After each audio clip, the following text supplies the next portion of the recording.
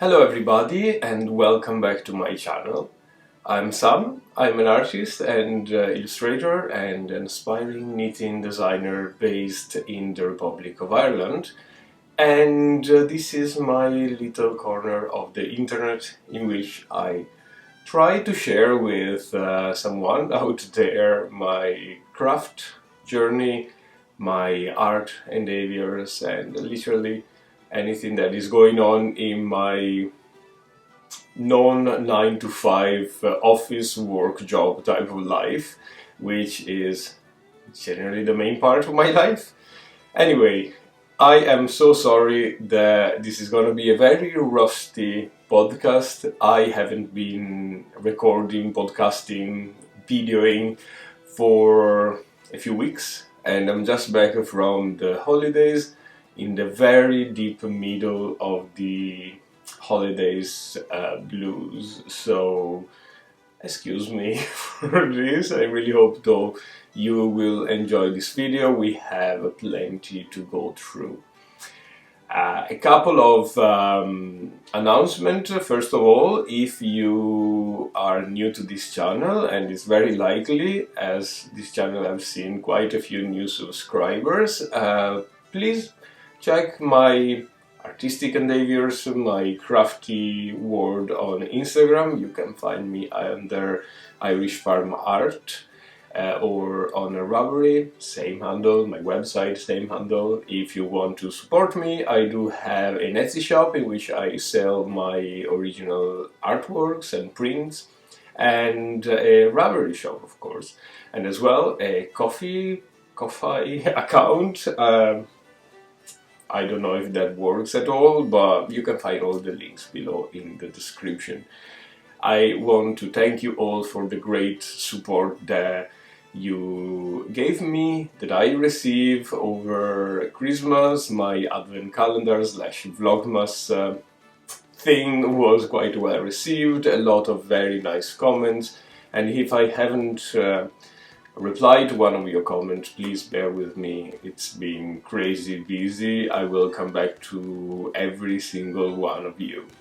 This video wants to be kind of a planning for the year to come. Wants to be a classic podcast as well, as I've been knitting so much. So I have a lot to show you. But if you remember last year, we went through the Christmas bubbles advent calendar. We went through knitting Arne and Carlos Christmas bubbles. I ended up knitting something like 18 jumpers, 12 pair of socks, hats, scarves, everything and anything. And it's been really amazing, but at the same time quite busy and exhausting, if I can say.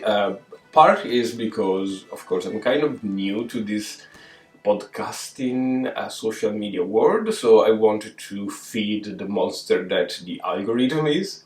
And the other part of me is that I had so much to learn, so many skills to learn, and I wanted to try everything from cables to colorwork to brioche to other type of techniques, and I ended up knitting a lot and kind of stressing out a lot as well. So breaking out from the greatest podcasting tradition of setting up plans for 2023, I decided not to set up any.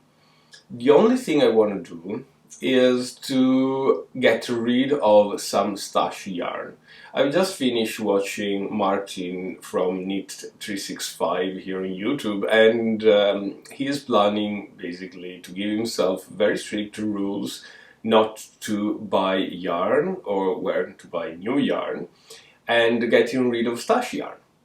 So I went through my stash, and you know me, I have this quest of getting rid of all my old drops yarn that I have there, and I found two very good candidates that will allow me to get rid of stash and at the same time to learn new skills. But we'll get to that at the very end of the video. So we're not setting up plans, we're not imposing ourselves 12-month projects. I'm not knitting any Christmas balls. I am not planning of coming out with a design a month or something like that.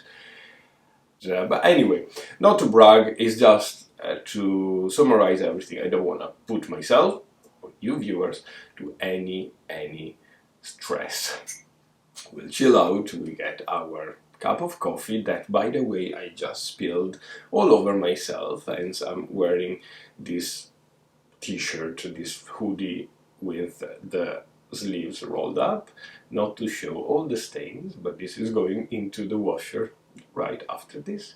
Grab your coffee and let's start from Finishworks.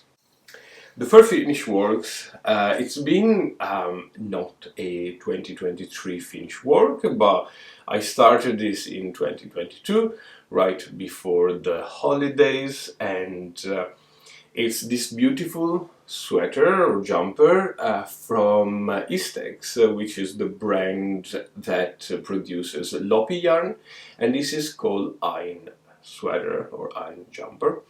It's a beautiful bottom-up colorwork jumper knitted in a pure alpaca fingering weight yarn, and this is a drops alpaca that I absolutely adore, unfortunately.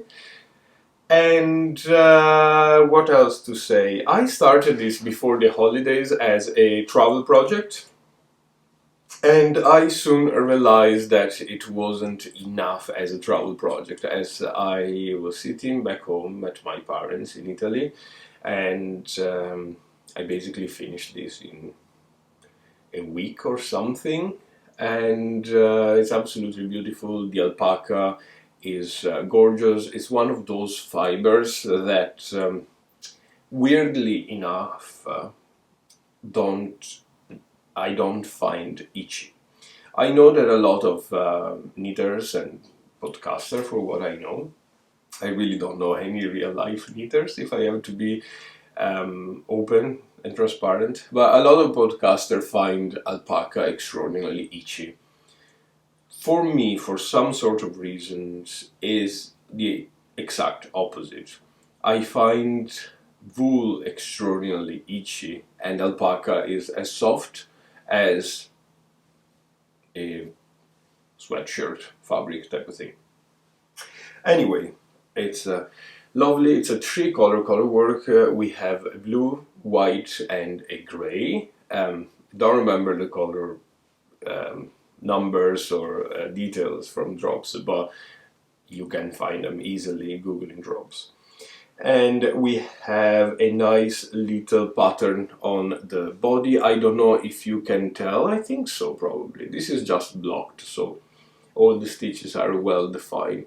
On the back and on the front of the jumper, and as well on the sleeves. It's just a little moss stitch kind of pattern or accent throughout the jumper, which makes a little bit of more interest.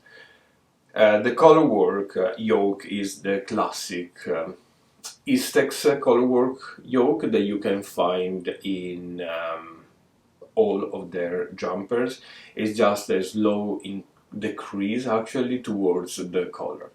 I decided, as you can tell from the color piece, to add short rows. And to add the short rows, I took the pattern of, well, I'm thinking now I took the anchor sweaters pattern and add the short rows as I did that, but the anchor sweater pattern short rows comes from the flax sweater.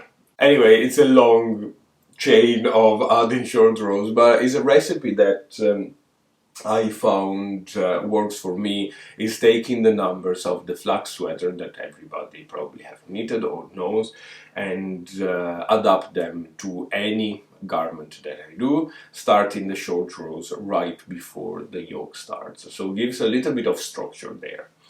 The yarn, I know, is not the best when it comes to showing off color work, but This is not a graphic color work like X's and O's. There's no picture that appears in the color work, but is rather a quite geometrical splash of color, which is absolutely fine with this alpaca yarn.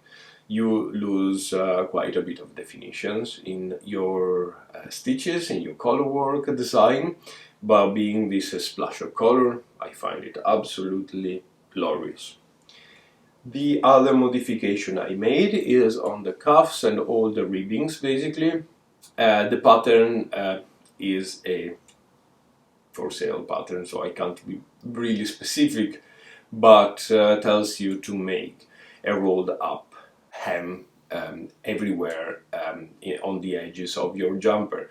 I don't quite like that type of construction, that type of accent on my jumper, so I decided to go for a 1x1 rib, easy peasy, and that works fine. I am not putting this on now because it's absolutely freezing over here, but I am going to put some pictures, or you can find the picture of how this fits on Instagram. This is my second jumper out of Istex patterns, and they really fit well. Now I knitted the Ridari sweater back before the holidays, and I knitted this Ein sweater right after the holidays, in the middle, and I feel like if you are clever enough, when you get those two, as it goes, male jumpers, you will have all the patterns from Istex written down. What am I talking about? Basically, the Ridari sweater is the bigger gauge pattern, your worsted weight yarn, while the Ein sweater is the same pattern but with thinner yarn. You can use a fingering or a sport weight to go up and down on a gauge type of situation. The only thing that changes is literally the color work design. So, getting those two patterns, you really have a lot of possibilities. You can construct your own yoke, you can decide to put some accent like this moss stitch in the middle, and so on and so forth. So they are two very good recipes for regular round yoke jumpers. Although they are for sale, I really would recommend them as a beginner jumper project. Although, now that I'm saying that loud, beginner is probably a big word, as those jumpers or those patterns are very minimal as explanation goes. They tell you how to construct the jumper from the bottom up, but they don't give you the amount of details that you probably would need as a beginner. But if you have some idea on how to construct a jumper, it's a very, very good recipe, and I find that the fit is amazing. So first project done, and probably the only one that I can consider a Finnish work is the Ein sweater or Ein sweater by Istex, and it's absolutely gorgeous. So let's now go through other Finnish object that is not a Finnish object but is a saved object. And here you go. It's a cushion or a pillow. This is a back of a sweater, of a jumper, that I was knitting right before Christmas. And this was my attempt of making an iron jumper. The pattern is the Hanson Chris pullover, if I recall, but you can find all the details below in the description. There is a banner, like a yellowish beige banner, and you can click on show more and you get everything that I'm talking about today, or the links and my social media, so on and so forth. So, this was the back of that pullover. I really want it won't still an iron jumper. But between the combination of this back being too big and the yarn not being the greatest yarn for iron jumper or for jumper generally, I decided to frog it. And you can tell it's a beautiful, gorgeous cable work. I really didn't have the heart to frog this. So what I have done is to take an old IKEA pillowcase. This is the classic 50 by 50 pillowcase that you can find for very, very cheap in every IKEA, and it happens that I had a couple of blue ones that I really wasn't using much. And what did I do? I stitched the back of the jumper on the top of the IKEA bag, right at the very edge of the pillowcase, so you can't really tell that it's stitched on. And I folded the ribbing. I don't really know which part it is now, but I folded it in and I cut basically the edge. Does it make any sense? The ribbing at the part at the bottom, because this is the back piece of the jumper, instead of cutting or doing messy stuff, I just folded it in and then sewed it in. I sewed it in by hand, but if I go back I would probably use a sewing machine just because it's much cheaper. You can't tell where the fold is, and I think it works very, very well. I am absolutely astonished by how it looks, and I really want to make more of this. I find that it's a great compliment to my living room. Basically, I don't know if you can tell, but everything in my living room is grey, and this looks amazing there.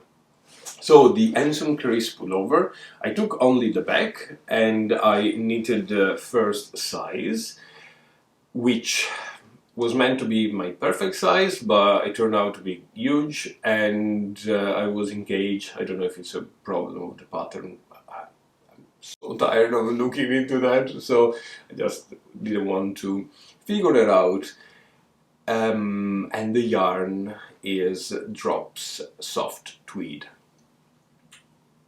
A lot of people have told me they didn't like Drops Soft Tweed, but in my mind was a great yarn because comprises of alpaca, which I love and we just sew, wool, which I like, and some polyamide, which brings some sturdiness. So in my mind, Drops Soft Tweed would work perfectly for a sweater that I would wear a lot and keep in my closet for many, many years to come. But it didn't. It's a bit too plasticky for me, bit too cold. There's no loftiness in the fabric. So yeah, it's not great. The point is that I have a lot of that because I bought a sweater quantity to get this jumper done.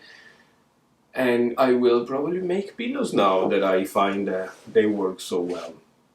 This is kind of brand new, so it's not peeled yet, or I don't really know if it's going to peel or anything, but it's a great way not to throw away a lot of work. This amount of work took me a long, long time.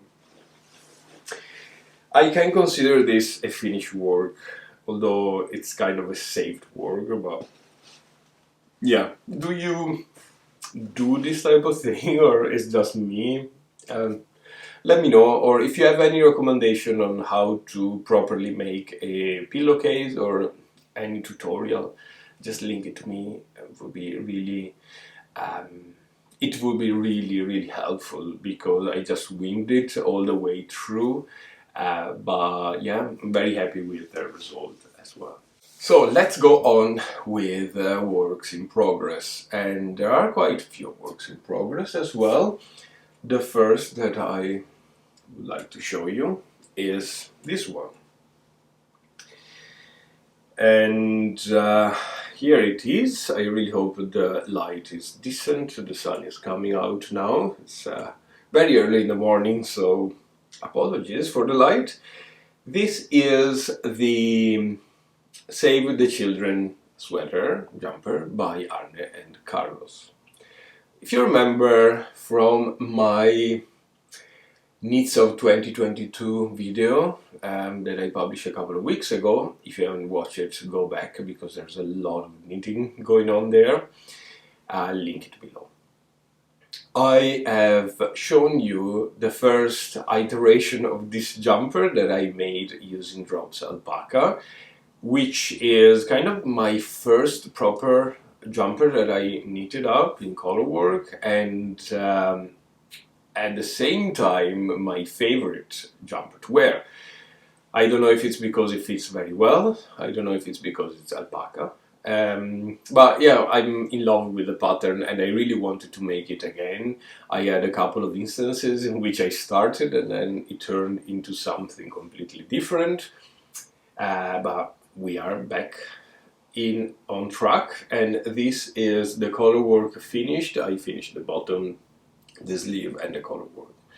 I brought this to my Christmas holidays as well, and I managed to finish the body and 1.5 sleeves. So in this week, since I'm back, I almost finished the jumper. I just need a few more decreases and then the collar piece, sewing in the end and blocking thoroughly. About this sweater, if you don't know it, I think I went into great details back when I was talking about the first Save the Children sweater that I knitted. This is a pattern for sale by Arne and Carlos, and profit from this pattern goes to Save the Children, the organization. It's a bottom-up jumper design to be knitted in a fingering weight, a light sport weight yarn. It's absolutely gorgeous, has two contrasting colors. As you can tell, I choose two greens. We'll get to the yarn soon. And it's a raglan construction, so you have, of course, a 4-point of decrease corresponding to the shoulders, and goes up, collar, Bob's your uncle. Yarn wise, I am using this yarn here that I balled up for easy care. This is of course Host yarn. This is dark olive and light apple, bright apple, dark apple. Alright, I thought they would look great together. Now they give me a little bit of the pyjama sensation or feeling, but they're still amazing colors. The dark olive is one of my absolute favorite colors. If you have access to woolen knits, try and get the Loden colors, which is very similar to the dark olive from Host Garn. I knitted a couple of jumpers in the Loden color, and they are among my favorites, stuff that I use very often. So I am really happy I could find a yarn that I can get in Ireland without being killed by or bankrupt by import taxes, that is of this color, and I absolutely love it. Host yarn is quite tough to knit with. The yarn, as I have said many times, is literally drenched in spinning oil, in machine oil. It's probably meant to be used in a knitting machine, so to get easy through the hooks and needles, they put the spinning oil inside the yarn, which makes it very difficult, quite difficult to knit with, and also it's smelly. It doesn't smell of sheep, it smells of industrial residue. But once you wash it a couple of times, this blooms up, it becomes the most amazing fabric ever. plumpy, soft, and the more you wash it, the better it looks and it feels, and it even smells sheepy. And I absolutely love this yarn. I'm always browsing the Holst Garn website trying to get more yarn, and then I stopped myself because how much yarn would you need in your stash? I'm like Martin from Knit 365. Try not to buy too much yarn, but I'm sure nobody has enough Holst Garn. Probably Holst Garn, the factory itself, has enough Holst Garn, but yeah, it's absolutely gorgeous. I'm not sponsored by anybody, by the way, I'm just blubbering as I love this yarn so much. Anyway, Save the Children's Sweater, almost finished. Probably in the next episode you will see the final result. Nothing else to say here. And after I basically use my work in progress as a basketball, we can go through the next work. And my next work in progress is still blocking, but it's here. It's a glove. I really didn't find any better way to block this. It's almost dry. But anyway, this is a glove pattern by Pearl Soho. It's a free pattern. You can find it on Ravelry, but I think they link you then to the Pearl Soho website, and it's free. I was looking for a glove pattern because I am realizing, after spending almost a month in northern Italy where it's very cold, very snowy, skiing around, walking around, it's always freezing, that I am lacking gloves. I, over there, use a lot of gloves, and I used to use a lot of gloves when I was living in Italy. And since I moved to Ireland, probably due to the weather not being extraordinarily cold, or we don't have much snow over here, and probably just because of laziness and lack of shopping possibilities, I am not wearing as many gloves as I used to.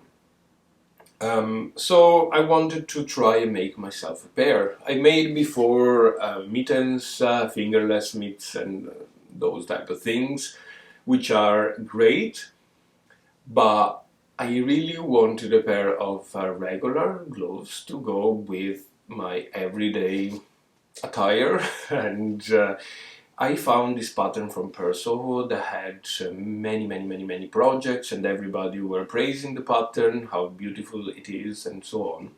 So I casted it on. These are meant originally to be a long cuff that is folded on itself. But I decided to go for a short cuff. It's so difficult to show you. Short cuff and make it regular. It's only one size. I used a fingering weight yarn. This is a sock yarn by Adriafiel. I don't remember. Calza socks by Adriafiel. It's a very soft, it's very sturdy, being sock yarn 75-25, as you all know. The color is a gorgeous navy, although it probably looks like from here. I found that the construction is quite clever. I don't think there's anything mind-blowing in the construction, but you know how even gloves that you buy in the shops, they tend to have holes between the fingers. It's like the way you pick up stitches and so on.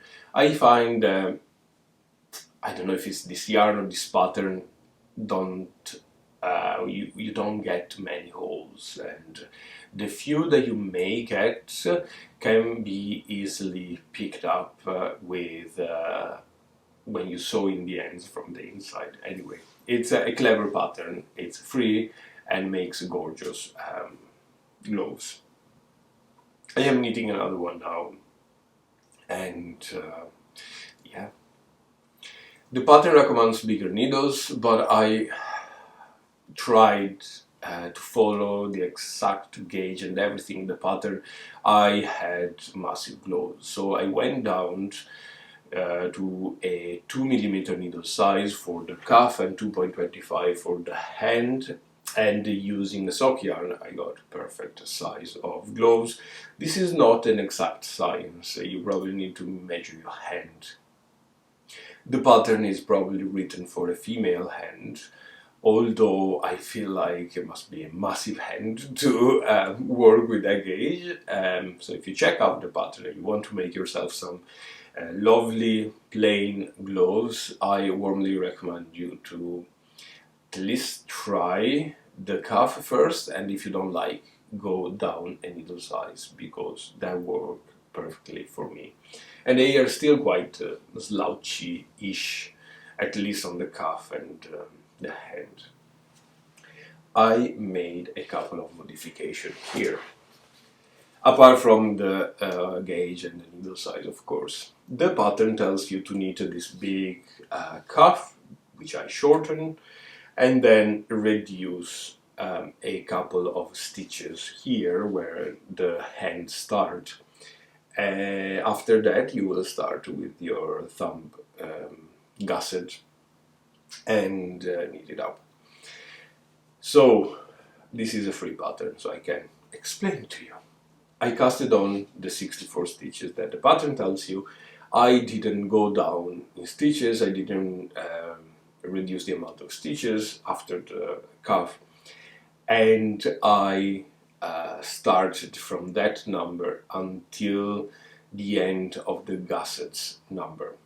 What does it mean? So you know how you increase for the thumb? I basically kept 3 rounds of increases so that I got the same number when it comes to dividing for the fingers, as the pattern tells you. I hope that makes sense. When this is finished, I will put all the details and the modification in the Ravelry project. So far, it's great. I have a tiny little bit of the second pair of gloves. Definitely enjoy that very, very much. And I want to make more gloves. I don't know why I was obsessed with socks, knitting a lot of socks, and I kind of use them less often than I should. I do like my gym socks, and I kind of do a lot of exercises, so I'm using commercial socks all the time. I should really use or make an effort to use more hand-knitted socks. But I think going with the small project gloves is definitely something that I will try and knit more. Talking about gloves, I have another work in progress, which is this one. This is just a very beginning of cuff. I was even thinking of not showing this on the podcast today, but I want to talk about this. This is the very beginning of a sock cuff that now I'm thinking could become a pair of gloves, by the way. But the idea behind this sock cuff is coming from my Christmas present from my grandmother. If you have watched my advent calendar, you know how it's a kind of tradition in my house to get that my grandmother, say our because we are a lot of cousins, knit stocking for us for Christmas. In my region, in my province, the very northeast of Italy, we don't receive presents from Santa Claus, but we receive presents the Epiphany Day, which is the 6th of January, from the Befana, which is another figure like Santa Claus. And the Befana brings presents into a stocking, as probably Santa Claus does in other cultures. I have no idea. Anyway, my grandmother knits stockings for everyone, rather than knitting proper Christmas stockings, she needs socks, and she gave us a pair of socks. So she knitted for us something like 15 pairs of socks, same construction, ribbed socks, different color, chunky yarn, so they're very big. I don't have them here because they are washing, but I'm going to pop a picture here because it's quite hilarious. She literally, I found the bag of socks that she knitted over the year, and there were so many, so colorful, and I received a boring gray and brown one, but never mind. That made me think that I missed in my collection of patterns, and this is following what I said on not bothering on designing much more, but anyway, I am missing that type of simple ribbed socks with the Venetian heel flap and gusset construction that my family, my grandmother, my great-grandmother have used all the way through. So I wanted to try and figure out a way to make this a little bit more modern. Three kind of stripes, not color work, going down with the ribbing and adding the Venetian heel flap and gusset later on. So people can have a very simple vanilla sock with the Venetian construction heel flap gusset, and then yeah, enjoy.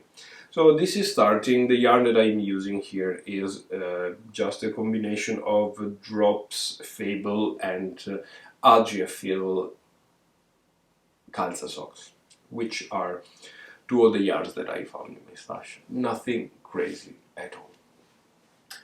This brings us, I believe, to the end of the Finishworks. I really don't have anything else on my needles.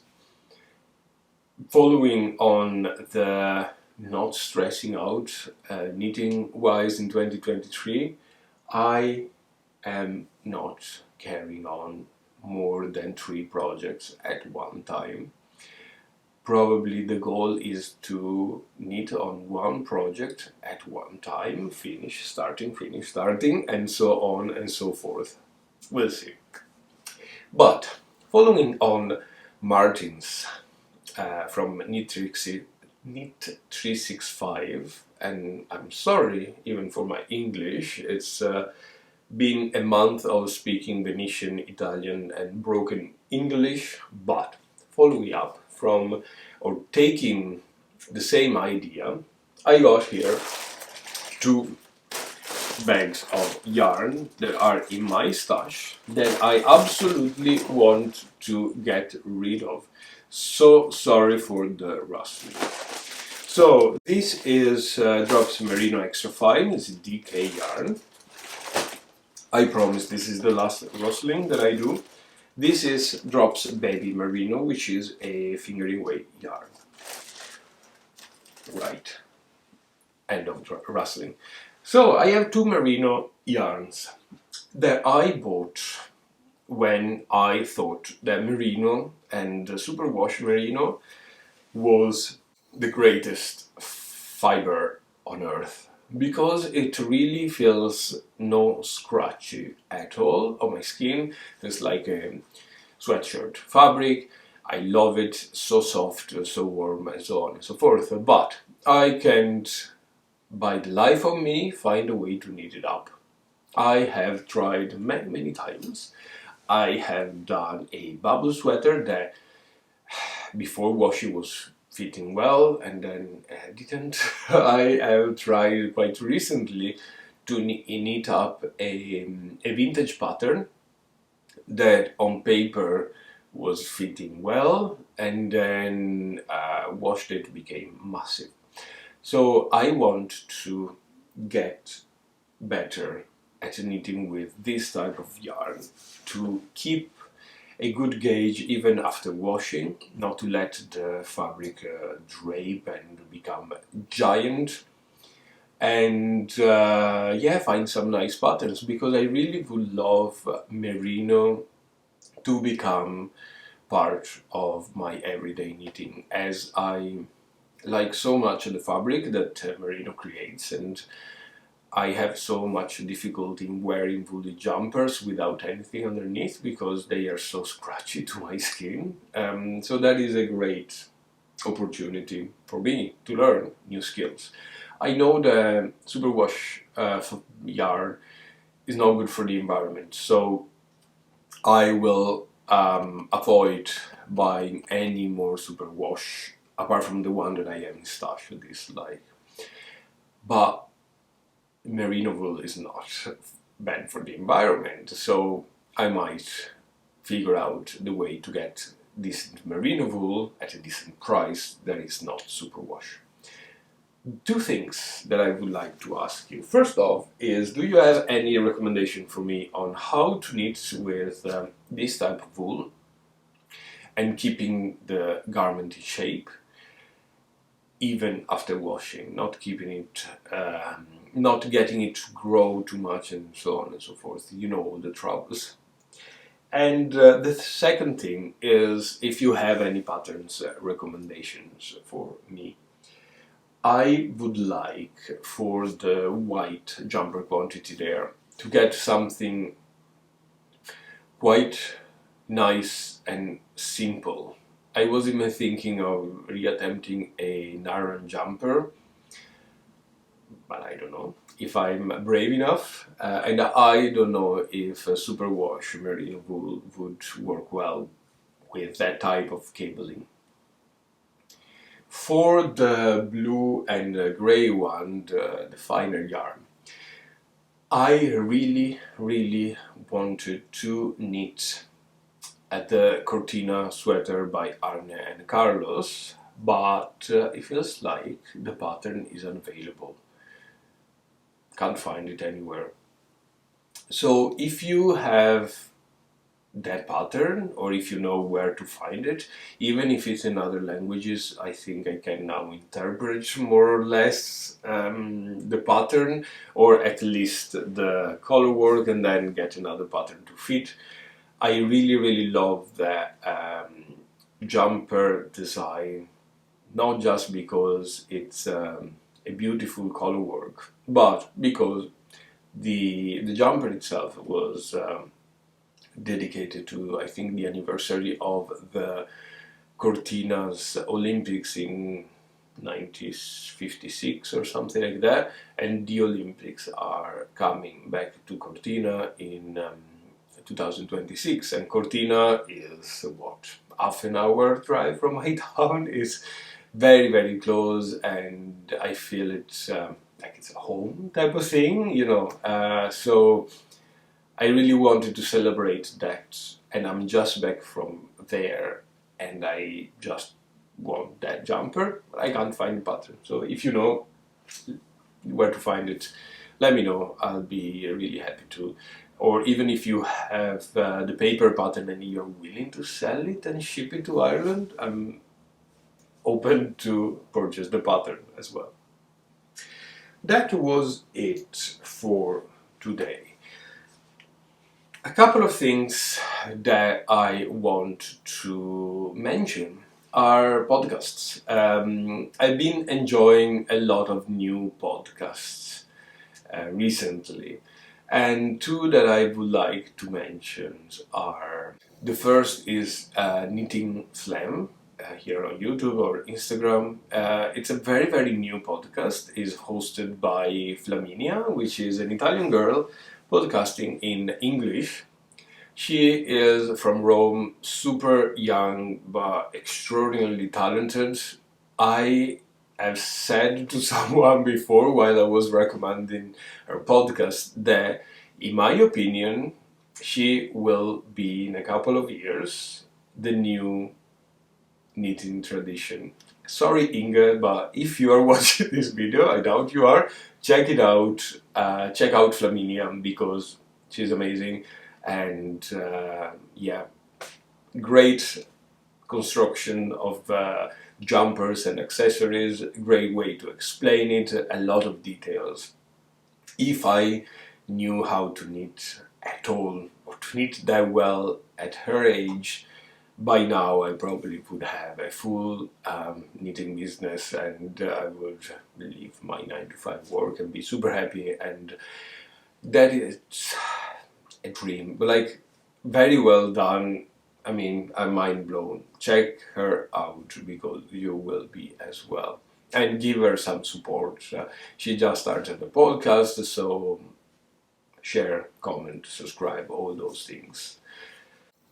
The second one, the second podcast that I would like to share with you is another recent find that made me absolutely obsessed. This is I'm reading because I don't want to mistake it, the Night Sky Knitting Podcast. It's a Canadian podcast. Rachel is the host, another extraordinarily talented podcaster. And she goes through a lot of the knitting situation troubles that I go through as well. Getting expensive yarns is not always an option, or modifying garments to fit your body, or experimenting with new designs, new stuff, and a lot of focus on her is as well on the traditions of knitting. She got a jumper from her dad and she unraveled it all and wanted to create some accessory for herself, her brothers, and I think that is absolutely marvelous, and is something that I would definitely do if I receive a old jumper from my dad or something like that. You know, it's a very genuine, very, very beautiful podcast, and warmly recommend it. And the third podcast that I'm recommending is not really a podcast. It's a chat on YouTube, and I was so lucky of being part of this chat right before Christmas. I will link the video below. Unfortunately, this is in Italian language. If you are Italian or you can understand Italian language, check it out. It's Beagle Knits Italia. It's an interesting way of podcasting in Italian language. It's basically a Zoom chat between the host and a knitter or a crafter, and it happens that at some point it was me. And it was a very nice podcast situation because there was a live chat and people could ask questions. Once again, unfortunately, it's only in Italian, but if you have a specific part of the video that you would like to learn more of or know more of, I'd be really happy to translate it into English. I am so tired of talking. It's almost 9 o'clock in the morning and I need to start my working day. This will put me back into the blues. I really have a tough day today, meeting with my manager, starting the new year, a lot of things. Anyway, I really hope you enjoy this video, and once again, thank you so much for checking it out. Comment, like, share, subscribe, all the things, and I will see you very soon. Bye bye.